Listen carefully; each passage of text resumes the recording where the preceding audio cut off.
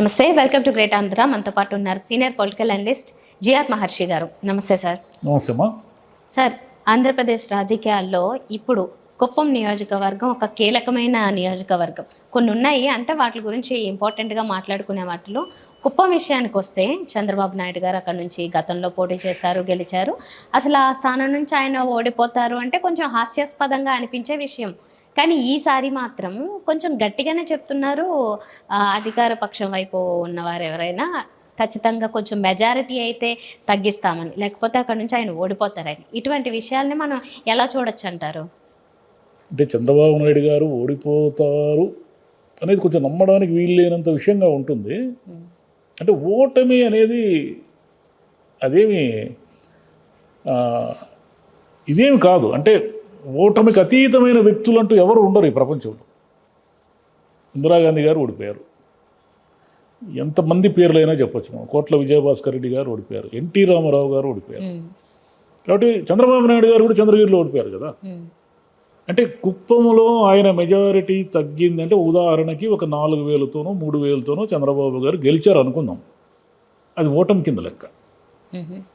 ఎందుకంటారా, కుప్పం అనేది 1983 నుంచి ఇప్పటి వరకు తెలుగుదేశాన్ని తప్ప ఇంకొకరిని గెలిపించలేదు. అక్కడ అసలు కాంగ్రెస్ ఎమ్మెల్యేనే లేకుండా అయిపోయాడు. నీకు 83, 85 రంగస్వామి నాయుడు గారు, ఆ తర్వాత ఈయన టేక్ ఓవర్ చేశారు. చంద్రబాబు నాయుడు గారు టేక్ ఓవర్ చేసిన తర్వాత ఇప్పటి వరకు ఆయన ఓడిపోలేదు. ఎన్ని టర్ములు, దాదాపు 6 టర్ములు ఏమో, 30 ఏళ్ళుగా ఆయనే ఎమ్మెల్యే. మరి ఓడిపోతారు అనే ప్రచారం ఎందుకు జరుగుతూ ఉంది? ఎందుకు ఈసారి చంద్రబాబు నాయుడు గారు కానీ భువనేశ్వరి గారు కానీ కుప్పం మీద విపరీతమైన కాన్సన్ట్రేట్ చేయాల్సి వచ్చింది? వాళ్ళ కంచుకోట కదా అదే. వాళ్ళ కంచుకోటలో మరి ఊరికే ఇంతకాలం మీరు నామినేషన్కి పోయేవాళ్ళు కాదు, ప్రచారానికి పోయేవాళ్ళు కాదు, మీరు ఏమీ పోకపోయినా మీరు గెలిచేవాళ్ళు. మీరు గెలుస్తూ వచ్చిన కుప్పం నియోజకవర్గంలో మొదటిసారిగా మీ కంచుకోటకు ఎందుకు బీటలు పడ్డాయి అంటే చంద్రబాబు నాయుడు గారే సమాధానం చెప్పాలి దానికి. ఎందుకు సమాధానం చెప్పాలంటే 30 ఏళ్లుగా తనని ఆదరిస్తున్నటువంటి కుప్పం ప్రజలకి మీరు ఒక ఎమ్మెల్యేగా, మీరు ఒక ముఖ్యమంత్రిగా, లేదా ఒక ప్రతిపక్ష నాయకుడిగా నిజంగా ఏమైనా ఎంత చేశారు అంటే ఆయన ఏమంటారంటే, అయ్యా నేను కుప్పం బైపాస్ రోడ్డు వేయించాను, కుప్పంలో ఒక టూరిస్ట్ గెస్ట్ హౌస్ కట్టించాము, ద్రవిడ యూనివర్సిటీ తెచ్చాము, కుప్పము చుట్టుపక్కల మేము ఏదో వ్యవసాయానికి అభివృద్ధికి పాటుపడినాము, ఇలా చెప్తారు. సరే, మీరు అవన్నీ చేశారు, చేస్తే ఇప్పుడు మీరే కదా అంటున్నారు కుప్పం వెనుకబడి ఉందని, కుప్పం వెనుకబడిన నియోజకవర్గం అని అప్పుడప్పుడు మీరే అనేస్తారు ఫ్లోలో. కుప్పానికి అవి లేవు, ఇవి లేవు, వైసీపీ వాళ్ళు అది చేశారు, ఇది చేశారు. వైసీపీ వాళ్ళు ఏం చేశారు? 2 విజయాలు చేశారు వాళ్ళు. 1 మున్సిపాలిటీ చేశారు, 2 రెవెన్యూ డివిజన్ చేశారు, 2 చేసిన వాళ్ళు మళ్ళీ ఇంకేం చేశారు? మిమ్మల్ని స్థానిక ఎన్నికల్లో తెలుగుదేశం పార్టీని ఓడించారు. సరే, మీరేమంటారు? లేదు, వాళ్ళు నామినేషన్ కూడా వేయనీయకుండా దౌర్జన్యాలు చేసి దౌర్జన్యంతో గెలిచారు తప్ప కుప్పంలో వాళ్ళ గెలుపు కాదు అన్నారు.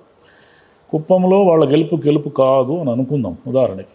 కానీ మీ ప్రజలు కదా, వాళ్ళు రోడ్డు మీదకి వచ్చి ధర్నాలు, నిరసనలు, ఇది అన్యాయము, మేము తెలుగుదేశం వాళ్ళము, మమ్మల్ని ఇలా సప్రెస్ చేశారని ఎవరైనా అన్నారా? లేదు, భయం అనుకుందాం. వైసీపీ వాళ్ళంటే భయం, మీరే చెప్తారు కదా, ఏదో గూండాలు అది ఇదని, వాళ్ళు భయం అనుకుందాం. ఈ భయం వల్ల వాళ్ళు బయటికి రాలేదు అనుకుంటే, మిమ్మల్ని అరెస్ట్ చేసినప్పుడు కూడా అక్కడ కుప్పంలో ఏం నిరసనలో ఏమి జరగలేదు పెద్దగా. ఎందుకు జరగలేదు అంటే మీరు ప్రజలకు దూరం అవుతూ వచ్చున్నారు. రేపు గెలవచ్చు, రేపు మీ పార్టీ అధికారంలోకి రావచ్చు, రాకుండా పోవచ్చు. అధికారంలోకి వస్తే మీరు ముఖ్యమంత్రి అవుతారు, అధికారంలోకి రాకపోతే ప్రతిపక్ష నాయకుడు అవుతారు. కానీ 2 కూడా పవర్ఫుల్లే కదా. మీరు 14 సంవత్సరాలు మీరు ముఖ్యమంత్రిగా ఉన్నారు.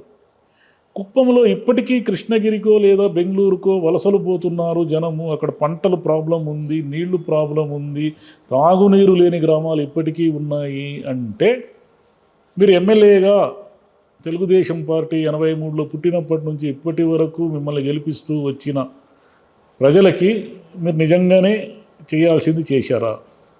అది ఆయనకే వేసుకోవాల్సిన ప్రశ్న, మనం అడగాల్సిన ప్రశ్న కాదు. ఎందుకంటే ఇన్నేళ్ళుగా గెలిపిస్తూ వచ్చిన కుప్పంలో మీరు ఇల్లు కట్టుకున్నారా? నివాసం ఉన్నారా? కుప్పంలో ఎప్పుడో చుట్టపు చూపుగా ఎమ్మెల్యేగా లేదా ముఖ్యమంత్రిగా లేదా ప్రతిపక్ష నాయకుడుగా అలా మీరు పోయేసి వచ్చి 2-3 గ్రామాలు తిరిగేసి వచ్చి రావడమే తప్ప ఆ ప్రజలతో మీరు నిజంగా ఇంటరాక్ట్ అయి ఉన్నారా ఎప్పుడైనా?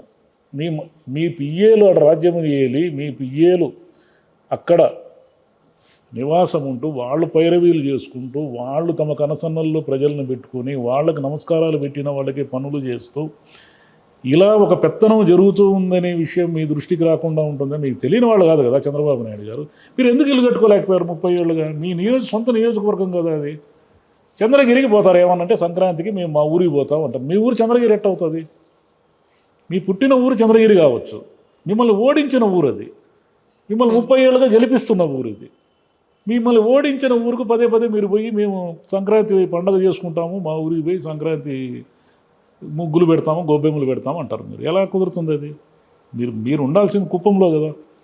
రంగస్వామి నాయుడు గారు శాంతిపురంలో ఆయన ఇల్లు కట్టుకొని ప్రశాంతంగా ఉన్నారు. 2 సార్లు ఆయన ఎమ్మెల్యే గెలిచాడు ఈయనకంటే ముందు. ఈయన కోసం పక్కకి వెళ్ళారు, ఈయన కోసం పక్కకు తప్పుకున్నారు ఆయన. మరి ఆయన అక్కడ స్థిర నివాసం ఉన్నారు కదా, మీరు ఎందుకు స్థిర నివాసం లేరు? మీ ఇప్పటికీ ఎందుకు వెనకబడి ఉంది? మీరేదో ఆ నీళ్లు పాలారు నీళ్లు తెచ్చేస్తాం, ఆ నీళ్లు తెచ్చేస్తాం, ఈ నీళ్లు తెచ్చేస్తాం 30 ఏళ్ళుగా చెప్తున్నారు కదా. మీకు కేంద్ర ప్రభుత్వంలో ఒకప్పుడు మీకు జరగని పని లేదు కదా. కర్ణాటక ప్రభుత్వంతో కూడా మీకు సయోధ్య ఉంది, తమిళనాడు ప్రభుత్వంతో కూడా సయోధ్య ఉంది కదా. మరి ఇప్పటికీ ఎందుకు బెంగళూరు కూలీ పనుల కోసం పోతున్నారు కుప్పం ప్రజలు? కుప్పంలో అంత వెనుకబాటుతనం ఎందుకు ఉంది? కుప్పం గ్రామాల్లో అంత వెనుకబాటుతనం ఎందుకు ఉంది? దీనికి చంద్రబాబు నాయుడు గారే సమాధానం చెప్పాలి. అంటే ఇంకేమన్నా పులివెందులతో పోల్చుకుంటారు. పులివెందులు ఏం అద్భుతంగా అభివృద్ధి చెందిందా? రాజశేఖర రెడ్డి గారిని ఇన్నేళ్ళుగా గెలిపిస్తుంది. పులివెందులు ఖచ్చితంగా అభివృద్ధి చెందింది కంపారిటివ్లీ. నేను చెప్పేది పులివెందులు అంటే అదేం నందనవనం అని చెప్పను నేను. పులివెందుల్లో వాళ్ళు నివాసం ఉన్నారు, స్థిర నివాసం ఉన్నారు. పులివెందుల్లో వాళ్ళకి సంబంధించిన వాళ్ళ కుటుంబాలన్నీ అక్కడే ఉన్నాయి, వాళ్ళకి ప్రజలతో ఇంటరాక్షన్ ఉంది. మీకు ఎక్కడ ఇంటరాక్షన్ ఉంది? మీ అబ్బాయి ఎక్కడ ఉన్నాడా? శాంతిమైన కుప్పంలో లేరు. మీ కుటుంబానికి సంబంధించిన వాళ్ళు ఎవరైనా ఉన్నారా? ఎవరు లేరు. మీ పియ్యలు ఉన్నారు ఆడంతే.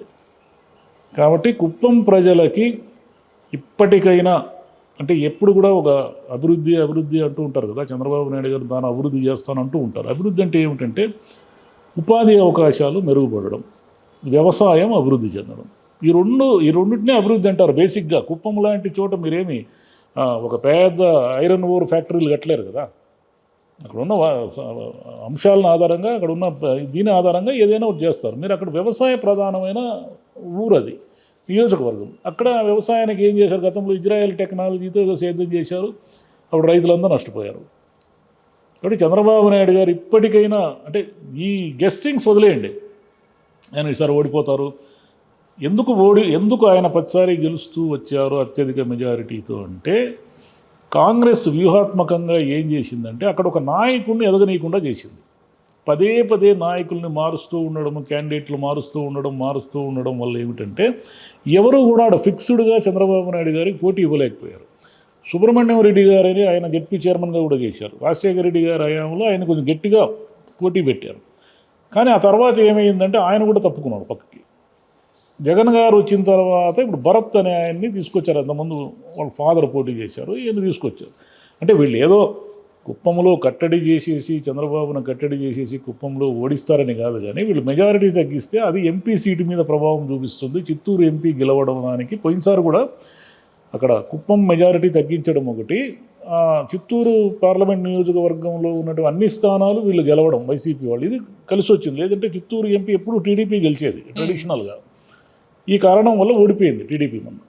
కాబట్టి చంద్రబాబు నాయుడు గారు ఈ గెస్సింగ్స్ అన్నిటికీ కూడా కుప్పం ప్రజలకు నిజంగా తాను ఏం చేశాడు 30 ఏళ్లలో, ఎందుకు చేయలేకపోయాడు? తెలుగుదేశాన్ని భుజాన ఎత్తుకొని ఏ పార్టీకి ఓటు వేయకుండా తెలుగుదేశానికే ఓటు వేస్తున్న కుప్పం ప్రజలకి ఇప్పటికీ ఉపాధి ద్రవిడ యూనివర్సిటీ ఏదో పెట్టారు. ద్రవిడ యూనివర్సిటీ వల్ల ఏం పెద్ద ప్రయోజనం ఉంటుంది మీకు?